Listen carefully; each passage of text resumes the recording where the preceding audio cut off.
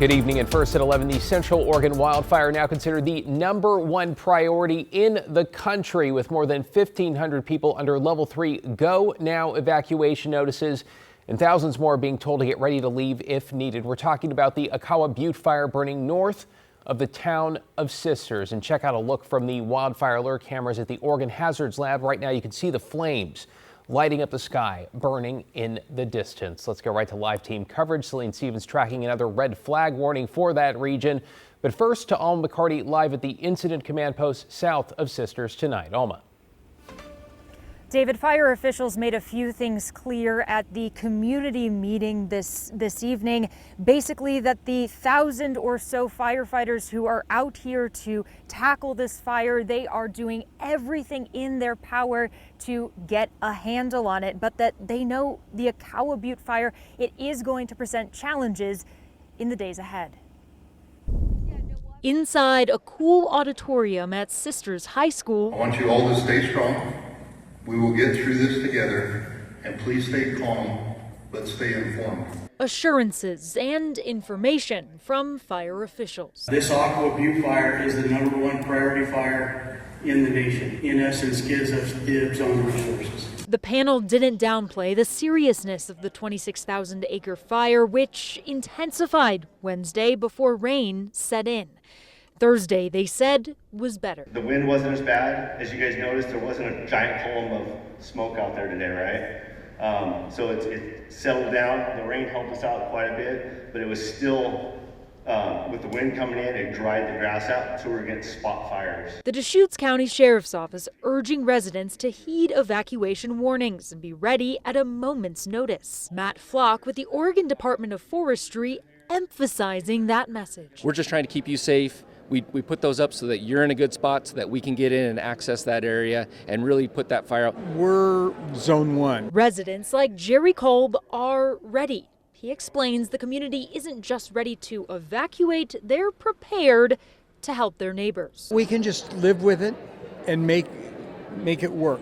You know, it's going to take a strain on a lot of people. Virtually everybody there is going to be doing something to forward this effort this week. And we heard from some of the officials tonight, be it the fire officials or the sheriff's office, that they are cautiously optimistic when it comes to these evacuation levels in the area holding steady. But they do say because there's a red flag warning in the forecast for Friday and for Saturday, things could change very quickly. And then again, this fight, the firefight, isn't over.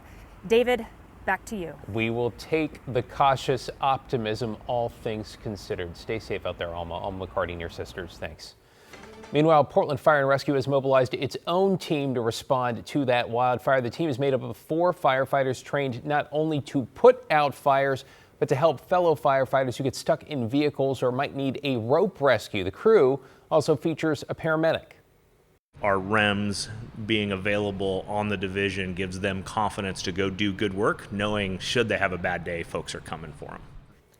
The Rapid Extrication Module Support Teams, it's a mouthful, or REMS as it's called, will work 16 hours a day for the next 2 weeks. It turns out recent thunderstorms have caused many of the fires now tearing across Oregon and Washington, lightning streaking across the sky thousands of times just in the last week. We're also getting a look tonight at damage from a suspected lightning strike at a tree and a power line on Wednesday in Vancouver. Josh sending us these pictures and the video of the aftermath. Josh, appreciate you. He says lightning hit the tall tree and started a fire in an electrical box that also spread to the grass below. Glad everyone's okay. Let's bring in Celine Stevens tracking fire weather conditions across our region. Celine, sounds like we and Central Oregon are not out of the woods yet. Yeah, definitely not. So we moved away from the lightning being the issue, and now it'll be the low humidity and the winds. As you can see, a lot of red on this map. Obviously in Portland, we've been good. No alerts here at home, but over to Eastern Oregon and Central Oregon, we are seeing that red flag warning that will go into effect for some areas starting Friday, other areas starting Saturday. So like in Pendleton, that warning will go into effect starting on Saturday, because again, we're seeing these strong wind speeds in the 30-mile-per-hour range, plus that low humidity and the high temperatures creating critical fire weather conditions. Also down near Sisters, of course, and Bend as well, seeing that alert warning also go into effect by Friday for areas like Bend. Also seeing an air quality alert. That's in effect now through tomorrow in those areas because we're seeing all the smoke from the wildfire that's creating some unhealthy conditions in certain areas. So you'll see the smoke. Portland, we finally cleared up. We had hazy conditions the last couple of days. We're clear now, but down south, we're seeing the more moderate to thick smoke in areas like Bend, obviously in Madras and areas like that. So again, we're continuing to see this as an issue. Good news is locally, our temperatures are about to go down as we get into the weekend, but overall, again, we're still not completely out of the woods. David? Now we'll take a little bit of good news. Thanks, Celine. In an update tonight, the man accused of breaking into a Southeast Portland home and sexually assaulting a teenager has made his first court appearance. Police say 26-year-old Anthony Alfred assaulted the 17-year-old while she was asleep in her room. This was just after 7 Wednesday morning at a home in the Palhurst-Gilbert neighborhood. Police say a family member interrupted the attack, chased the suspect out of the home, and called 911. Police say this appears to be a random attack. Cases like this, incidents like this are incredibly rare, but that rarity does not diminish the seriousness or the impact that cases like this have on the victims, on their families and their loved ones. Certainly does not. Alfred pleaded not guilty and will be back in court Friday for a bail hearing. Meanwhile, Lake Oswego police are looking for additional victims after they arrested a man accused of sexually assaulting two 13-year-old girls. Difficult stories tonight. 28-year-old Julian Ames Bonilla was taken into custody Wednesday at a home in Newburgh. He faces multiple charges, including rape and sex abuse. Anyone with information here should contact Lake O Police at the number on the bottom of your screen. A reminder, if you or someone you know is a survivor of sexual assault, know that help is always available. You can contact this number. It's 800-656-4673. That is the National Sexual Assault Hotline, available 24 hours a day. Well, we are learning more this evening about a troubling case in Washington County where someone stole dozens of bronze vases from graves at a Hillsborough cemetery. Catherine Cook shows us the damage.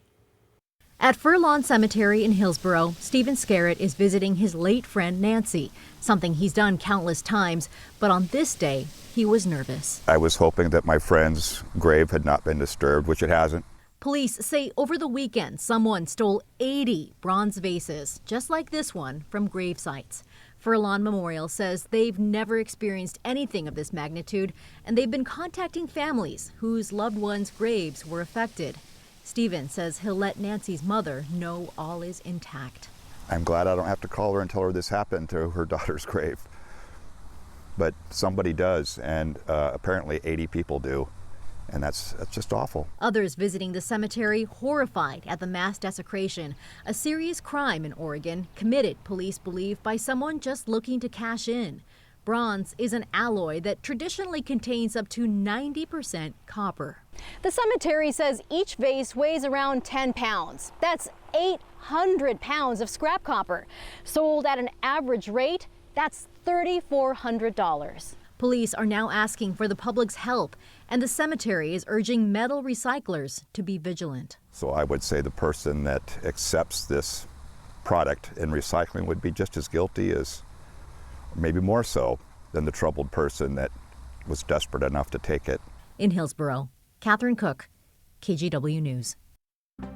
To get you caught up on tonight's other headlines now, health officials are warning of a new potential measles exposure, this time in Beaverton. They say someone with the virus was at the Sky Zone trampoline park on Saturday from noon till 3. If you were there, they're asking that you contact your doctor, especially if you are not vaccinated. In Eugene, an Alaska Airlines flight made an emergency landing today. The Boeing 737 was headed from Orange County, California to Seattle when it had some sort of mechanical issue. This is file video here. The plane touched down safely just after noon, and all 167 people on board are okay.